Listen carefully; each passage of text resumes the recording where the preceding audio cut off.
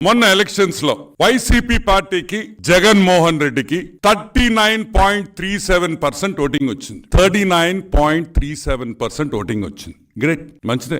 ఎందుకంటే ఎప్పుడు కూడా ఒక గుడ్ పర్సంటేజ్ ఆపోజిషన్ పార్టీకి వచ్చినా కూడా డెమోక్రసీ చాలా వైబ్రెంట్ గా ఉంటుంది.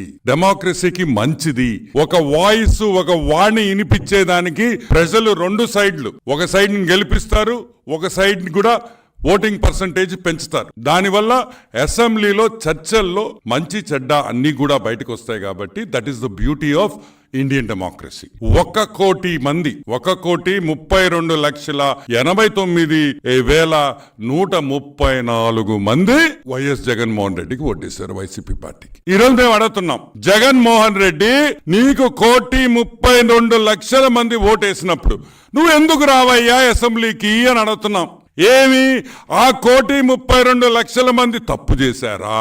పొరపాటున నీలాంటి హాఫ్ టికెట్ గాడికి ఓటేశారా అనే పాయింట్ ఈరోజు ప్రజలు మాట్లాడుకుంటున్నారు. ఎందుకు భయ్, ఎందుకురా నాయనా వీడికి ఓటేసాము, వీడి అసెంబ్లీకి రాడు, మన గురించి పట్టించుకోడు, ఈడేదో మన వాణి వినిపిస్తాడనుకుంటే ఈడు గాయబైపోయాడు అనే పరిస్థితుల్లో ఈ రోజు ప్రజలు, నీకు ఓటేసిన ప్రజలు మాట్లాడుకుంటున్నారు అనే సంగతి జగన్మోహన్ రెడ్డి గుర్తుపెట్టుకోవాలి.